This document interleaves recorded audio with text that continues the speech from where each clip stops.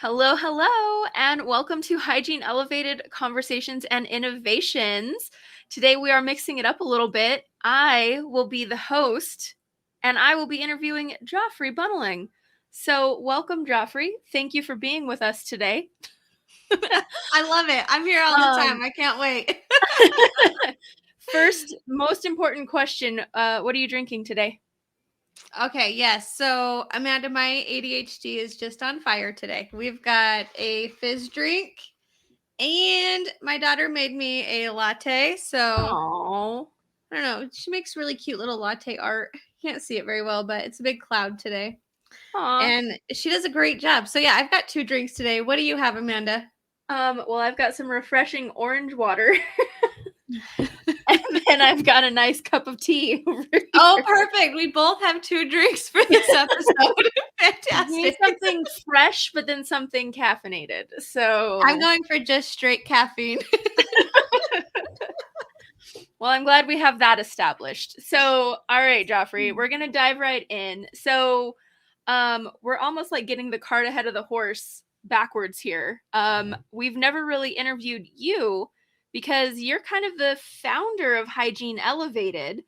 So let's kind of dive into your story and who, what, when, where, and why that started. So give us your experience on being a hygienist. What's your background? And then let's talk about why did you start Hygiene Elevated? Okay, I love that. I have so much. If I ramble too much, Amanda, you've just cut me off, okay? And I'll stop so The we can go to the next the question. sign will be me taking a prolonged drink. Yeah, okay. Deal. Okay.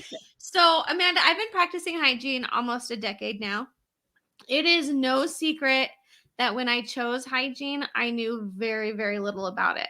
Um, Same. all I knew is it looked like a great career choice. It looked like a career you could have and still be successful, and you could work part time. I've Yes. mentioned in past episodes, my parents worked extremely hard, and sometimes they worked 2 jobs. And I appreciate everything they've done for us, but I knew in my whole heart I did not want to work as hard as they did. And that's what attracted me to the hygiene profession. Who knew that in hygiene school I was going to be just like this empty cup, just pouring in with all this passion from these incredible instructors around me. And by the time I left the program and had my license in my hand, it felt like this is exactly where I'm supposed to be. I just felt so excited to go and help the community. I felt excited to go be with patients. I just felt excited to be a healthcare provider. Like I was just filled with so much excitement. And, I had my own journey as a hygienist, learning how to actually be a hygienist in the clinical setting. But after a while, I got really good at it, and it was all starting to make sense. And Yeah, those pieces finally come together. What yeah, you they learned in did. clinic versus private practice takes the Mhm. time. It took time, but I got there. And when my I started my hygiene journey in a corporate setting, and when I left that, I was like, I don't really think I could ever work corporate again. So I took the private practice route. Um, But then when I stepped into private practice, I had learned so much of the business side from the corporate world that I have to tell this story because when I was looking for a new job, at this point, I had been a hygienist for 4 years. This was not a rookie transition. This was a very well thought out transition from one office to the next. I had not only read the job ads online, I went to see if they had a website. I was reading all the Google reviews. I would Google Mhm. map it from my house to see if that's a place I wanted to even drive to. Like my research on looking at where I wanted to apply was actually very intense. And I don't think I've ever told you that before, Amanda. I don't think so, no. I really researched it very hard on where I wanted to work. And so when I found this office and they had so many good reviews, and then they didn't have a website. And I Hmm. thought, well, that's interesting, and I kind of liked that. It just felt so opposite from the corporate world that I wanted Oh to yeah. escape so badly, that looked just so amazing. I'm like, wow, this place doesn't even have a website. That's where I want to work because this can't be anything like corporate, right? So the day before my working interview, I actually like drove there to time it right because I didn't want to show up too early or too late to the interview. That's intense. And I That's know, extremely thought out on this transition of mine. yeah, if So, lucky if I do like a Google like map, like okay, 45 minutes to get there. Okay, I'm fine. yeah, no, The I end. had anxiety, like, if I don't find it in time, I'm gonna be in trouble, like, I had to know exactly where I was going, so I did, like, a practice drive there, and the building was brand new. I'm like, "Wow, this place is so beautiful," and then the next day, the interview comes up, and I pull up into the parking lot, and the doctor, who I didn't know was the doctor at the time. I didn't know what he looked like, right? Because there's no website. So I don't know who this doctor is.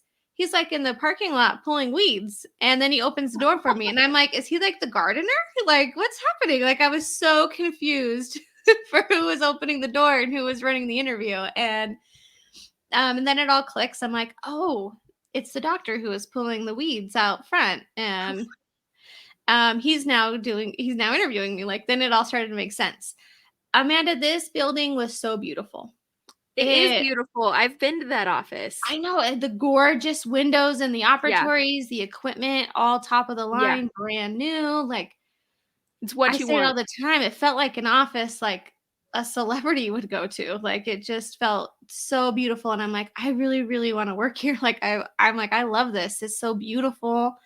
And um Clean and fresh. then it was like this huge reality check when I actually started seeing patients and I started recognizing the undiagnosed perio in the clinic, and I started noticing some of the clinic's weak spots that needed to be improved. And so I had just been very well conditioned from this corporate office that it just went against every bone in my body to not make this practice better.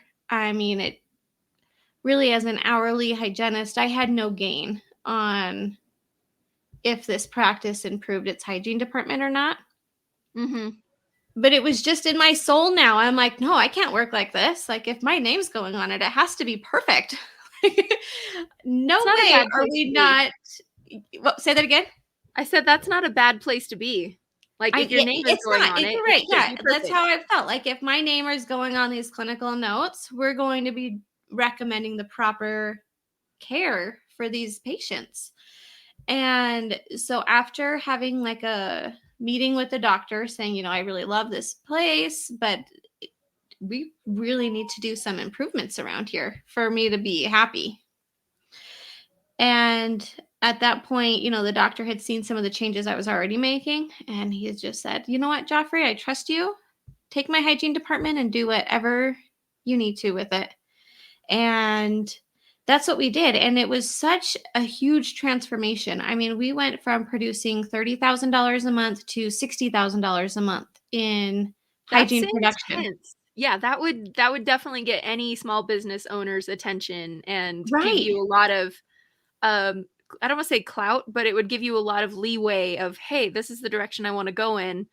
You're operating in, not the red, but in the black. Heck yeah, go for it. Make Yes. it better. And I kind of, had this like persona, this aura with me that is like leadership. Like I Mhm. it wasn't like maybe we could be better. It was like we need to be better. Let me show you how we can be better. Like, I really had no doubt in myself that we couldn't do this.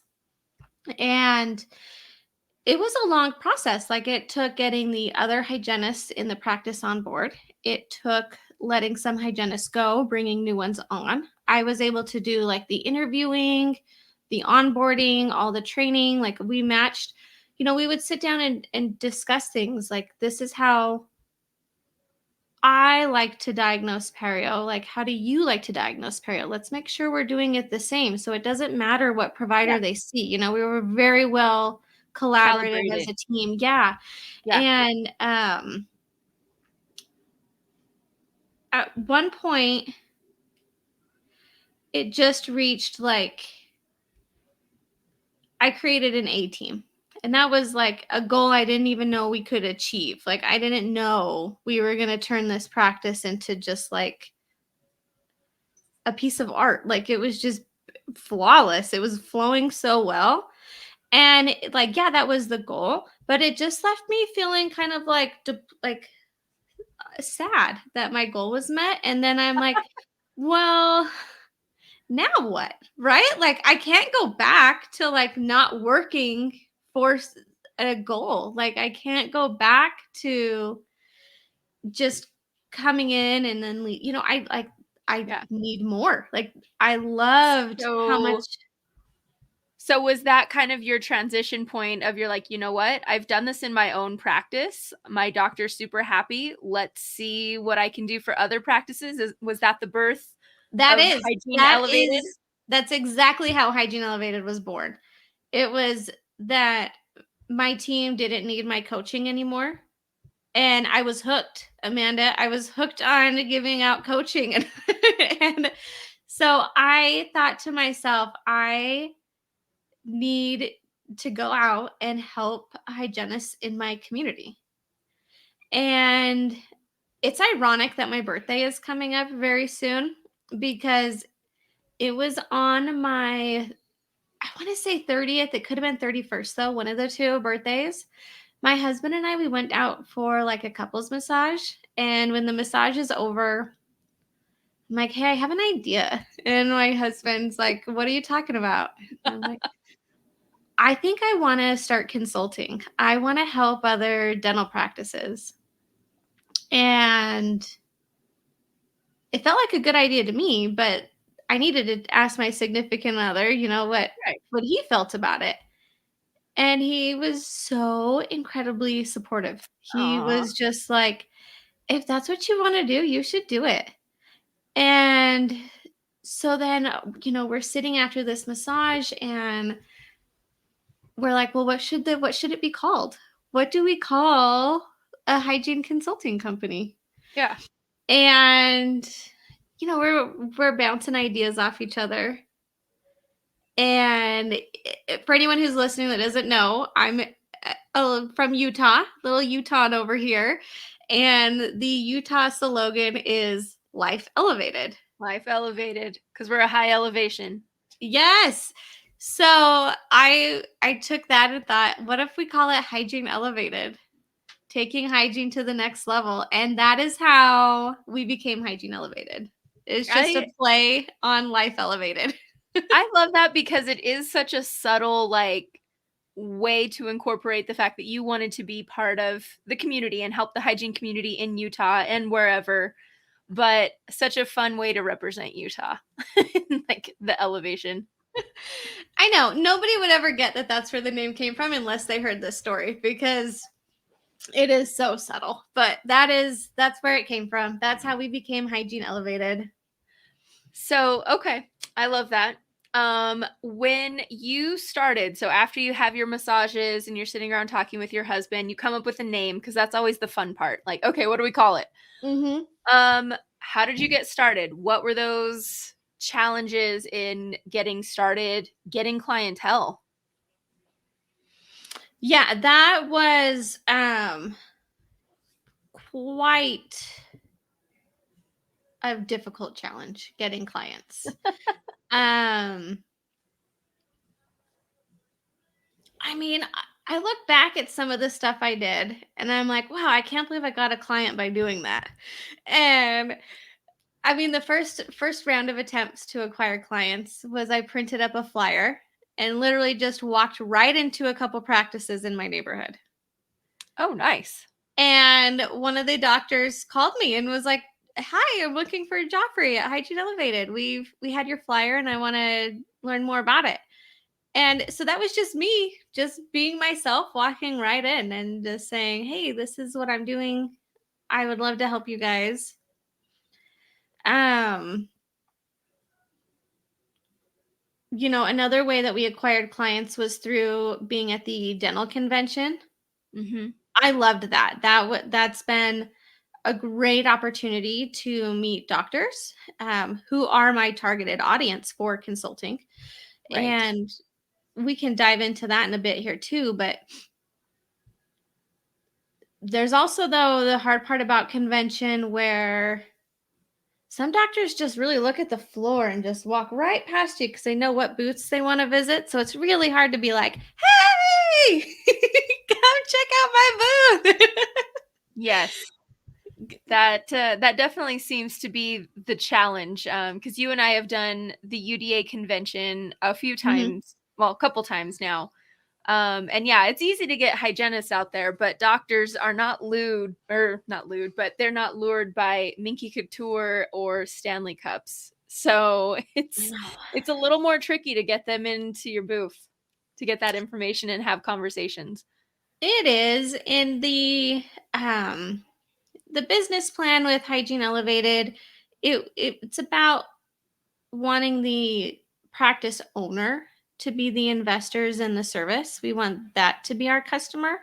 Right. I am just a really big advocate for hygienists, and I just felt like this coaching, the practice owners have more to gain than the actual providers themselves on a financial standpoint. And so I just felt like that was who needed to be paying for the service, was the owners of the practice. I want to support and help the hygienist, but I don't want to charge the hygienist. Does Right. that make sense, Amanda? Yeah, it makes sense. I think a few of the topics that I've seen going around on blogs and forums and whatnot, within the hygiene community, is especially when you're fresh out of school, like having to pay for CEs, like money's tight when you're fresh out of school. Mm-hmm. And so having to pay for coaching or pay for consulting, is not even something that's on a student's radar, much less maybe an early grad or somebody that could use it.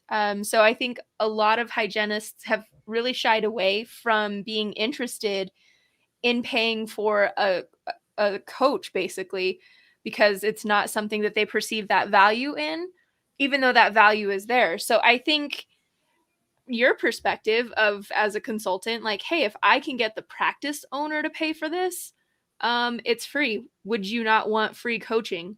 Heck yeah, Mm-hmm. why wouldn't you? So it's kind of surprising. I mean, I don't want to say it makes sense. It's kind of sad that it makes sense that there wouldn't be more reception, I guess, for hygienists that would want free consulting, basically, if their boss provided it. Oh yeah. I've experienced like a lot of negative backlash from hygienists being, just being at convention. I've told you before, it surprises me how brutally honest and rude they could be face to face with an absolute stranger. Like, it blows my mind a little bit. I would never talk to somebody the way some hygienists have spoken to me just in passing. Mhm. But it's not me that they're talking to. It's more of like an idea, right? So I really had to like not take it personal. Right. Their negative comments are more so, I would say, a reflection of their own insecurities, their own, because they don't know me. So it's very like I can't really take that personal when they say harsh things. But I have done like some incredible things for hygienists. So, but it's hard to just prove yourself in a few quick seconds. Yeah. I mean, and especially when you're at convention, everybody's wanting something from you. Typically it's information, or if you're a hygienist or assistant, it's a way to get to the doctor. So sometimes you can be a little bit standoffish.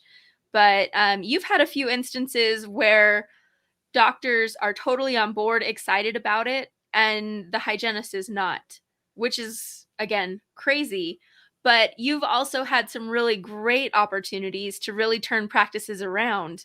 So, do you want to share some of those stories? Yeah, well, first, yeah, I had an office that was, the doctor was so excited to bring me in and have me help the practice. And the hygienist was so turned off by the idea that when I drove hours to get to this practice, she would just like go home and would like refuse to meet with me, refuse to really give me the time of day. And unfortunately, um, she kind of won that battle because it's so hard to hire a hygienist right now in some specific areas. And Mhm. this was one of those areas that's very hard to fill a position. So her refusing to move forward with the consulting really halted the whole process for us. And that was the first time I really experienced that. That was the first time I wasn't able to see it to the end. And um, it's still baffling that that really took place, that we had to go with her say, because if she threatened to leave, the doctor couldn't replace her. And so coaching was just completely paused. But then there have been some like really amazing things that we've done with our coaching. Mhm. We've gone to some offices where the hygienists were very receptive and saw huge amounts of progress in their hygiene department. I mean, just on the thoroughness of exam sequences, incorporating the blood pressures, incorporating taking probe depths at every visit, uh, co-diagnosing periodontal disease with the practice, recommending products, incorporating laser. These guys saw a huge increase in their hygiene production just by tweaking what they're already doing. That was kind of, how I would explain it. You guys are already awesome. You're amazing. Your doctor would not be making this investment if he didn't feel that way. He or she or the practice owner, right? That's very true. That's very true. Um, you're You're not going to extremely make an investment valued. in somebody. They're not going to make an investment in somebody that they don't believe in, or they don't think that they want to keep around for a long Yeah. period of time. And I mean, going in quarterly and running the reports and seeing how this team is progressing, and I do what I do all of my coaching on an incremental base. So we're going to have so many categories that the doctor and I and the team agree need to be improved on. And we're going to start at 1. And we are not going to move to number 2 until we have 1 locked down. So, and that's something that I felt was going to separate Hygiene Elevated from other consulting firms. Like, I'm literally not walking away until we have reached our target goal here. Um, That's I'm going to keep coming back. We're not going to learn the next layer to this until we're done with the first one.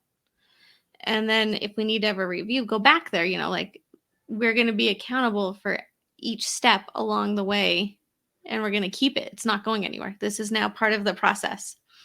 Um,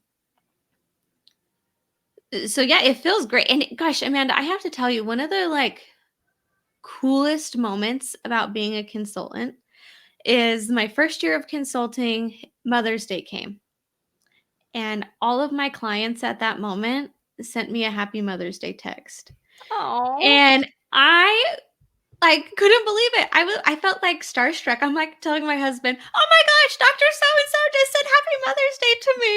And I'm like, and this doctor said Happy Mother's Day.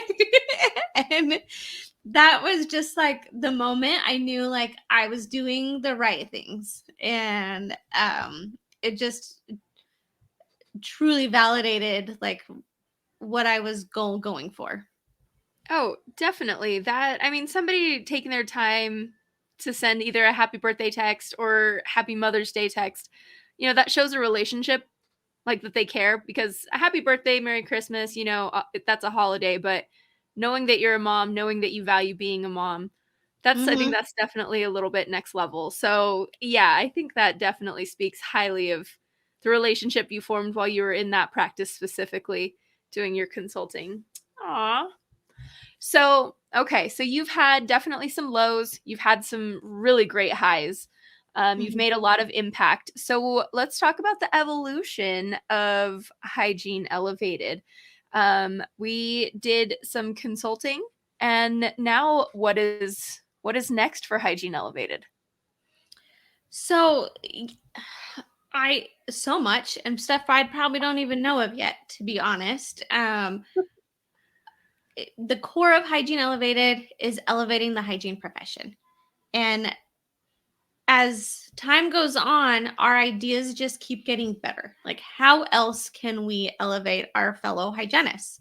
So, yes, Hygiene Elevated started out as a consulting firm, solely a consulting firm. And today we are a consulting company. We are a podcast. We have an apparel line coming up, and we um, have a student outreach program. And I mean, we've talked about study clubs happening in the future. I don't even know where this is going to end. Like, Right. I'm just here for it. And I love every new adventure that comes. I love those grassroots phases of starting something fresh, watching it like flourish, and then like what's next? What else can we do? I mean, it all started because this practice got really great, and I'm like, what else can I do? So I don't see Hygiene Elevated stopping. I don't either. Just in the 2 years that I've known you. Wait, 3 years? I think What are it's we 3 going now. on? Oh my gosh. Yeah, I don't see that stopping either. So I know about this time last year, maybe into February, we did a little retreat, just you and I. You rented an Airbnb and we just kind of did a brainstorming session. And that's where you kind of sprung the idea, what if we do a podcast? And I know in the back of my mind, I kind of rolled my eyes and I was like, a podcast? Isn't there enough of those already? And so when we started it, I was skeptical, but I was like, I'm on board for whatever. It's an adventure. Let's do it. What's the worst that could happen? And it has honestly been one of the most fun and rewarding ventures that we've done, I think. Just the people that we've met, the opportunities that we've had, just conversation wise and relationship wise, is nothing that I ever would have expected from a podcast. So I know you would probably say the exact same thing, like the opportunities and the doors that have opened, and just the relationships that you've developed in the last almost year of Hygiene Elevated conversations and innovations, have been phenomenal. Absolutely They have. phenomenal. You know, you hear this saying, like, you don't know what you don't know until you realize you don't know it, right? Yeah. And that's how like starting up a podcast really feels. It sounded simple. It was so hard. I don't want anyone to I don't want to glamorize this at all. This was incredibly challenging. It's nuts that we're still thriving and we're doing like way better today than we were a year ago. Yeah. That first year of running a podcast was filled with so So many many disappointments, so many challenges. Yes. I mean, we'd get a guest on and then we'd have audio issues. We'd get a guest on and we'd have recording issues. And it just felt like we poured hours into making this one episode that we can't use. It was just toast, right? But we didn't stop. Like, there's no stopping Joffree and Amanda. You just can't stop us. And or we just won't quit, or we're too dumb. yeah, I don't know. We're One just of the too stubborn to quit at this point. And it's just come to something like really cool. Like, we've ironed out the kinks, and now you and I are ahead of schedule. We're doing an episode a week. We've got plans come July to be doing 2 episodes a week for the rest of the year. And you're right. Meeting people and networking and getting them on the show, like, they come in and we might be strangers and they leave and we're friends. Yeah. And it is really cool. It is very cool to have friends all across the country, and it's Yes. cool to get excited about, maybe bumping shoulders at a convention with them one day, or even just having them send us gifts in the mail or we send them something, it's just fun. It brings me a lot of joy. I really It's like it. like a modern pen pal almost. Yeah. Well, you might be too young for that, Joffrey. I don't know if you ever had a pen pal. Maybe when I was like 5, 6 or something. I don't know. Yeah, I think I was 10. So, okay, so the podcast has been a ton of fun and has had a lot of opportunities, and we're optimistic about where we're headed with the podcast. So tell me more about the student engagement. Okay, so this is probably my favorite venture right now. I get most excited about this. First of all, my goal, Amanda, is to get it to visit every state in the country. I want to at least get into one program in every state to present my presentation to. And that's just the goal I came up with. I don't know why, It's but a fun one. I have to have a goal for obvious reasons. But that's mine. I want to go to every single state and connect with hygienists in every Okay. little area in the country. I'll give you a map as well so you can like check off your map. I'll put that in with I your love Christmas it. present. We've got Utah, New Mexico, Oregon already checked off. I'll be going to Arizona soon. Oh. And I love it. So, Amanda, I love reaching out to these schools, getting them to say yes, I can come talk to their students. The minute I get there, I am just excited to be there. I bring a lot of energy with me. The presentation right out the gate starts off with, why did you choose hygiene? You know, and it's got multiple choice questions on the board. A, to help people.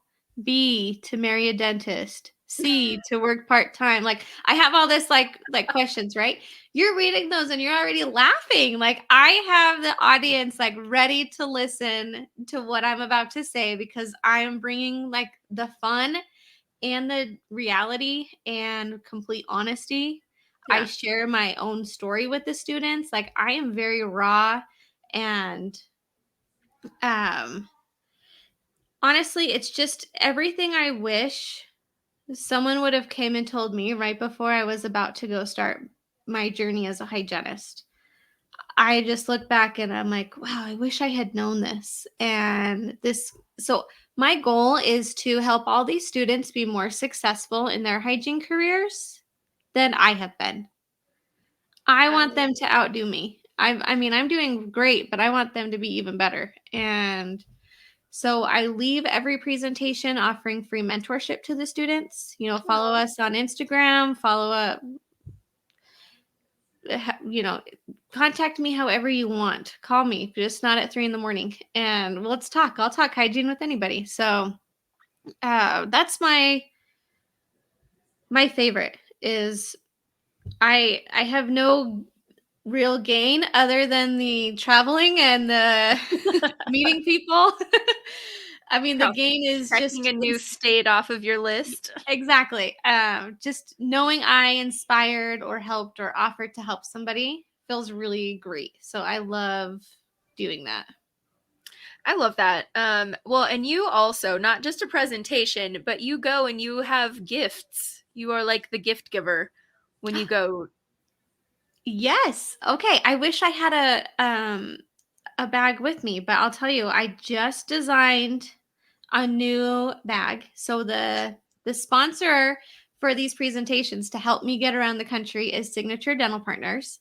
And so I created this really cute logo on the bag and it says like take care of yourself in a really fun font.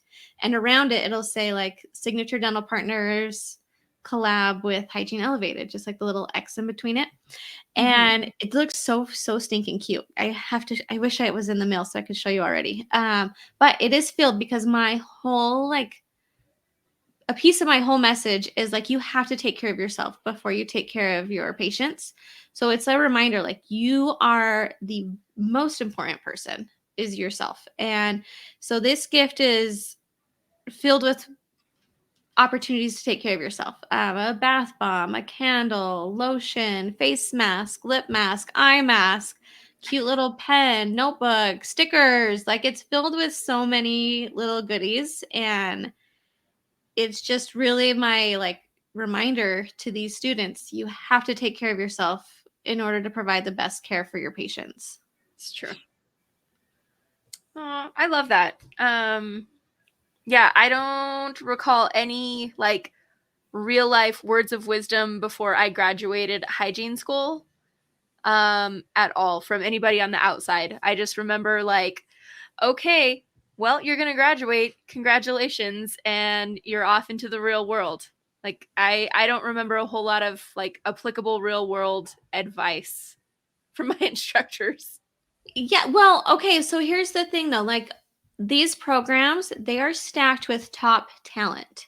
They have amazing instructors leading the way for their class that's about to graduate. And that can be one of the hard I feel like I have to sell myself all the time to these schools. And they're like, well, we already have people talking about those things. And I'm like, yes, I know that. But this is a different perspective, right? It's Right. unbiased and we don't know each other. The students don't know me the way they know their instructors. And I feel like some of my instructors tried to give us advice many times. I look back, I remember pieces of it, but I already had a biased feeling about that person and was like, it's just so and so telling Yeah. me. What does she know? She's always just telling us stuff, like so I didn't just it just didn't sit the same as I think it would have if it had came from like a third party, just some Yeah. dedicated hygienist coming in and being like, here's a bunch of stuff you're about to see in the real world. No, I think that's valuable because, yeah, you're not giving out grades. You know, you have 2.5 years of, your instructors giving you grades, teaching you things. Maybe you have a great relationship with them, maybe not. But I do think that third party, I would have probably listened more to you than to my instructors because none of my instructors had really, and I'm not bashing on my instructors per se, but like none of my instructors had really worked private practice very much. They were all in the hygiene program doing research and not out in the real world doing small practice daily clinical hygiene. They were occasionally doing hygiene in our student clinic, but never private practice. Right. And when I was a student, it was kind of laid out for me. You have two options. You can work private practice or you can work corporate. Mm-hmm. I felt like those were my only two options. I mean, I told you that at the beginning of the story. My story was I started private and I ended up not liking it. So I felt like my only other option was to go private. Later on, when I was ready to move on again, is when I found a DSO and I realized and was able to learn the difference between DSO, private, and corporate and how they are all similar and all different in so many different ways. My best way to explain it to the students is I feel like a DSO took all the best components of both of those and then gave you a DSO.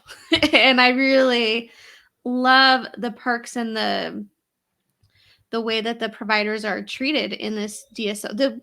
The one that I work for anyway, right? I mean, I don't have experience at 100 DSOs. I only know Signature Dental Partners.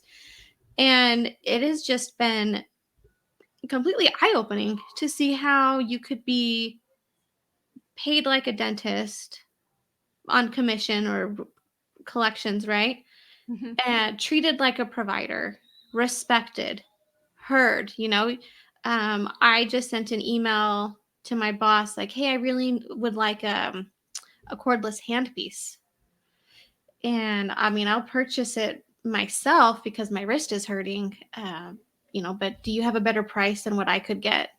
And they were like, oh, no need. If you need one, we'll buy you one. Oh, And I know for a fact, like when I was working for the corporate office, there is no way they would have ever cared to buy me a cordless handpiece.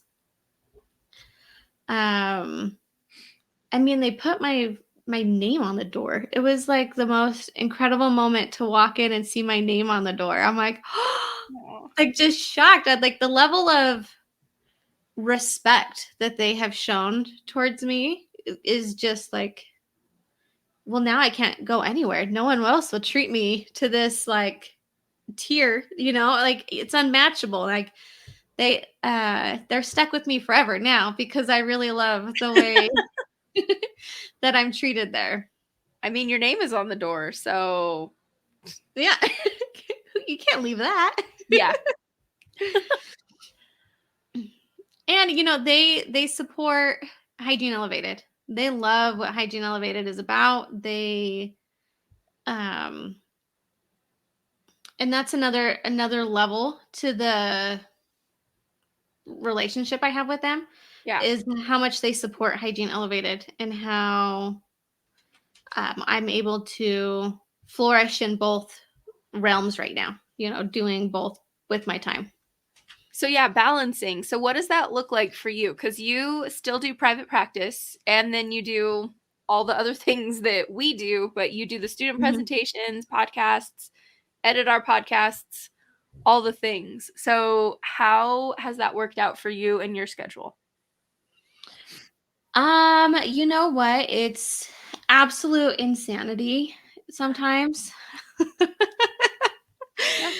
And sometimes it's a piece of cake. And there's everywhere in between, to be honest.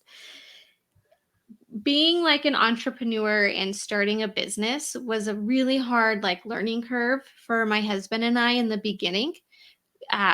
He was very accustomed to we would go to work, we'd come home and get to spend time together.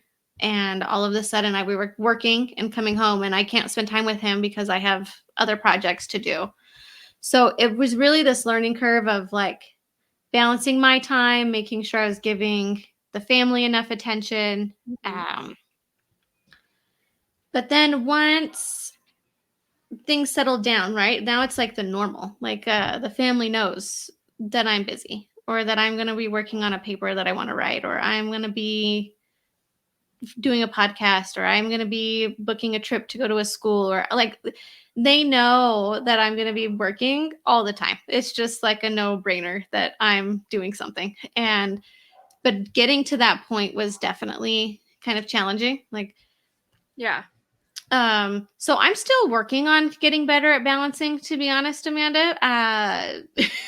Well, I think balancing, if I mean you do jujitsu. Yep. So balance is something that you constantly have to, there's always back and forth. There's movement involved with balance and like physical balance. Mhm. So life balance is the same thing. Like always got to be kind of moving one direction or the other to maintain that balance. So it's not a static activity. It's a And actionable activity. yes, and I'm glad that you mentioned jujitsu because I really think it's very, very important to my success to have an outlet where it's like a Mhm. hobby, something I enjoy, something that like I walk into the gym and just turn everything off. Like I am not worried about the clinic. I am not worried about the schools. I'm not worried about the podcast. I completely checked out and trying to just like focus and be present in that class. And then it's just very therapeutic somehow to go get beat up real quick. And then I can go get some work done as soon as I'm done with that. You know what? I'm gonna show you my bruise. I did not start jujitsu or anything, but I started at a different gym, and I hit my elbow so hard the other day, and I gave myself quite a bruise. Amanda, that is It huge. is huge, and it's, let me tell you, setting your elbow down on something. I was like, how? Oh, yeah, massive bruise. So I can only imagine your bruises where you're actually fighting people. I just fought a piece of gym equipment. Like a ditz. I bruised a lot in the beginning, but less bruising as time goes on. I'm just more acclimated now, I guess. So, all right. So we've tackled your balance. and how you manage to balance and find time for yourself. Super important. And you're, kind of sharing that message with your students. And you've talked a little bit about what you think the future of Hygiene Elevated is going to be. But what do you think? What are your goals? What are things that you see coming down the pipes for Hygiene Elevated? Okay, so we're going to have a booth at Under One Roof in July out in Denver. I am thrilled for this opportunity. Yeah. We are going to get to meet a ton of cool hygienists that will want to share their story with us. So I'm very pumped to meet new guests, potential guests, right? And it's not just about gaining a guest, like the friendship, the network. I'm just excited to grow our presence. When we were offered some time in the podcast lounge that they'll be having there, I was like, I can't believe they're going to give us that. Like, it was such a cool opportunity. And I don't even think they know how grateful that I am for that. I'm just excited. There's going to be so many cool hygienists there. I mean, I totally fan out over them, like fangirl club over here. I'm like, oh my gosh, did you see it? That's so and so. I get so excited to see some of these hygienists. And I will say, Joffrey, you are so good about identifying people in real life that you've seen online, and I am the absolute worst. You were like, oh, that's so and so, that this is her Instagram handle, and I'm like, you know her? Like, no, but I've seen her out online, and I'm like, I'm the worst. I am the worst. I know like 5 people, and that's because we probably had them on the podcast. So you genuinely do fan out, which is good. I'm glad one of the two of us is aware of other people. I do, and it's because in this small community of hygienists that are doing things outside of the clinic, they're so inspiring. I just love watching what they're up to. Like, what are all the cool places they're speaking at, all the creative things they're doing. Like, it is not just one thing. I think, to me, that's the thing I've learned the most through doing this podcast is it's opened my eyes to the creativity of other hygienists and the opportunities that maybe they didn't think were there but went for anyway, and the doors that opened. Like, that has been the coolest thing, is seeing all of it.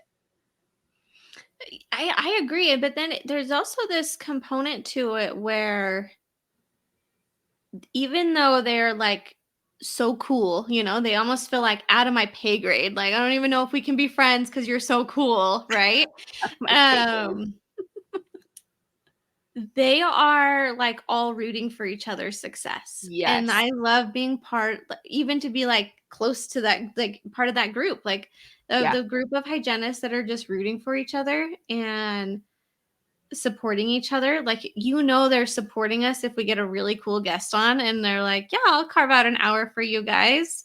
Yes. And they are just highly well respected in the hygiene community. They're on the podcast because they're supporting us, and it's just really cool to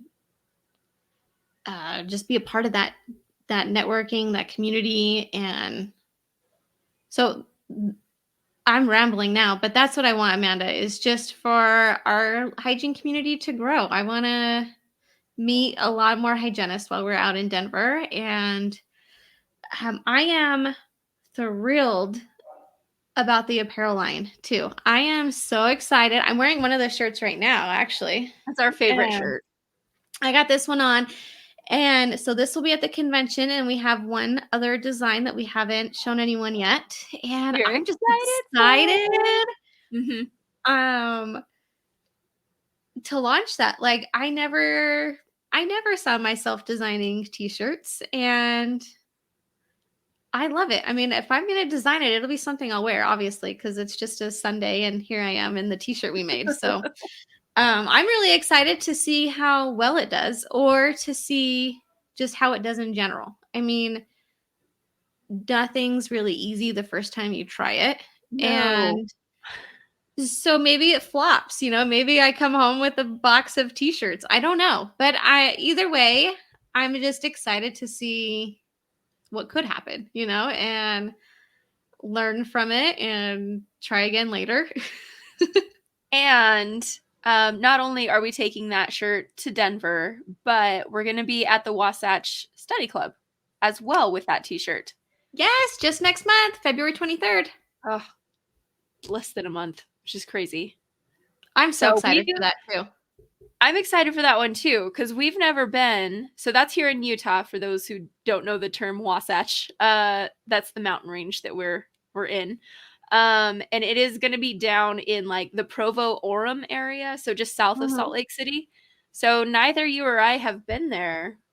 I don't want to say it's like a super secret exclusive club, but it sounds like it is kind of. I hadn't heard of it actually, but I hear there's more attendees that go there than they are for the UDHA that we did just a few months ago. And just with hygienists or just total? Just hygienists. Oh. So I think it's going to be a really fun turnout. I'm excited. I love just doing something new. And that's probably part of my journey, is where I was kind of like reserved, a little afraid to try something new. But I've done it so many times now. I'm all, let's go. Whatever happens, happens. Let's go. Let's have fun. Let's. You can't hurt our feelings anymore. It's fine. Yeah, no, and yeah, so I'm just excited. I'm excited to see Hygiene Elevated grow this year. This year, we are already expected to outperform last year by miles. So I'm just ready for it. I'm excited to be part of the adventure. Thank you for bringing me along with it. I never saw this happening in my life. I never thought I would be a podcast co-host. Oh, you're essential. Essential. You are. Okay. Well, Joffree, as you well know, we end our podcast with 2 signature questions. So, question number 1, what piece of advice do you wish you could go back and give yourself as a new grad? Okay, so full disclosure, I didn't know you were going to ask me these questions that we ask everybody. I love that you did that. I feel I'm like, oh, she's so clever. Why would I not ask you that? Sorry, I was lazy on my Google Docs. No. I love that you did ask me that, because we talked about this a long time ago, and so my answer might be different. So I feel like my answer would probably change too, depending on yeah. So you know what? One piece of advice I would go back and give myself, it would just be like, Joffree, people are going to tell you no. You're going to pour your heart out in recommending periodontal therapy. You're going to recommend laser. You're going to recommend fluoride, and people will tell you no. And then the piece of advice I would follow that up with is, don't take that personal. Don't be defensive about it. Reflect on it and think about what you could have done differently to have that person say yes. Because oftentimes, like in the beginning, I got trapped in this mindset that I had, and I'm sure many hygienists can relate to this, where you're thinking, well, I offered them that service and they said no. It's on them now, right? Like, I did my job, they said no, they don't want it. And I just would want for myself to go back in that moment and reflect on it and think, what could I have done differently to get that patient to say yes to me? Mm-hmm. Rather than being defensive about it. I offered it to them and they didn't want it, but why? Why didn't they want it? What could I have done differently to get a yes from my patient? And not because I need yeses to fill me up with joy. It's because I want to help this person. And if they accept the treatment I'm offering, I know that they're accepting help and health and a better place for themselves, right? So that's what it would be. It would be like, don't be defensive about it and try to learn from all the no's. Yeah. No, that's I think a lot of people can really relate to that, not even just in hygiene, but especially in hygiene, how to deal with those no's and how to work around getting more yeses and what controlling the things that you can control. Mm-hmm. So, okay. So that was what piece of advice do you wish you could give yourself? What do you wish you would have learned in hygiene school that took you years to learn as a hygienist? I touch on this in my presentations for the students, so I know exactly how to answer this question for you. And that is, dentistry is cells. And that's not an ugly thing. It's not a bad word. It's just what it is. I tell the students, in my presentation, how many of you plan on recommending your patients floss? And all their hands go up, right? And I'm like, well, congratulations. Welcome to cells. Because if your patient is going to comply with that, they're going to have to go buy floss. And now you've sold them the idea that they need floss, right? Mm-hmm. Or how many of you guys plan on scheduling your patients back for their 3-month, their 4-month, or their 6-month appointment? And everyone's hands will go up again, right? And I'm like, well, congratulations. You just sold them an appointment slot. Like, cells are all around us. Cells are everywhere. And I wish I had more wealth of knowledge about that, so I didn't feel like that shame of like I'm selling someone and then it made me feel bad about myself.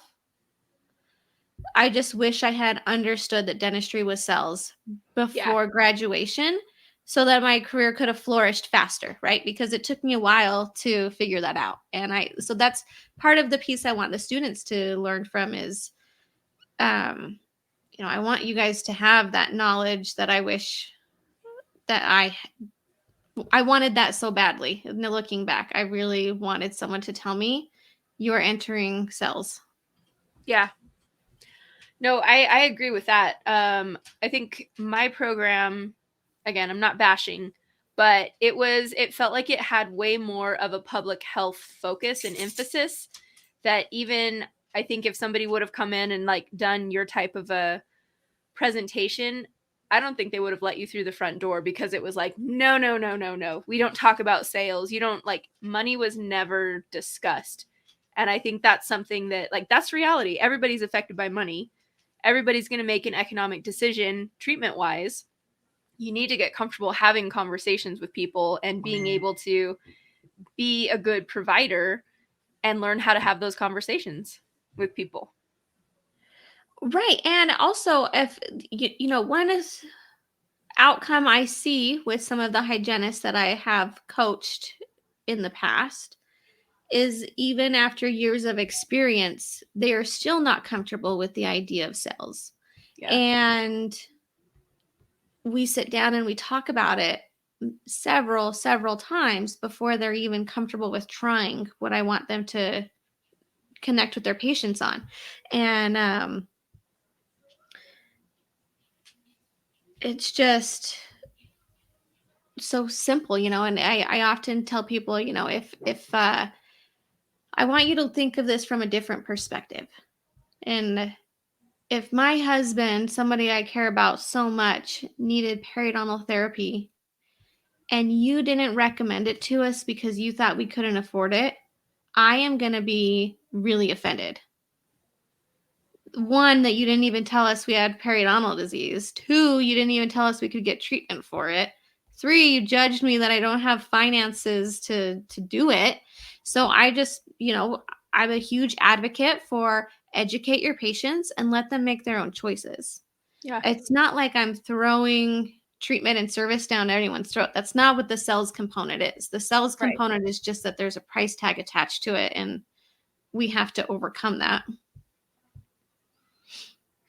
No, I don't disagree, and I feel like that's a whole other podcast conversation that we could dive into big time. Oh, for sure.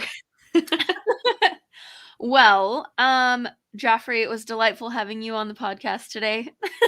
I know, it feels so strange being like the guest on here. At least with all the practice, I'm not camera or microphone shy anymore. This was a good time to interview me, Amanda. Like, I don't even know how many episodes we've done. We really should get a count on that, I guess. But I feel like we're at least like 15 or 20 in, aren't we? You know what? Yeah, probably 25 ish. Oh, really?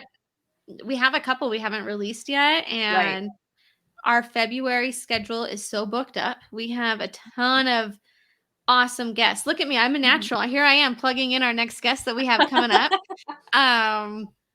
Let's see. Off the top of my head, I know we've got. Oh, I know we have Olivia Talks Hygiene because we had to book out like 2 months. So I'm excited to see Olivia again. Oh, yeah, she's a doll. And then Missy RDH, who is now an educator. I'm very excited to get her on. Let's see. I know there's a Saturday coming up where we have 2 guests booked. We have Shelly. Our local hero, Shelly. Who just got the Denobi Award. Yes. Yes. Oh, see, this is what I'm talking about. We get to interact with some very cool hygienists, and they're all doing different cool things.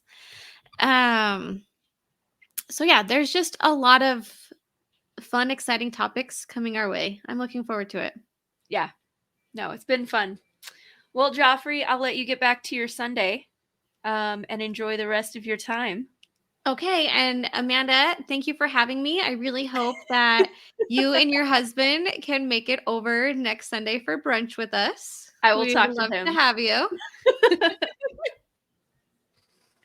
All right. See you later.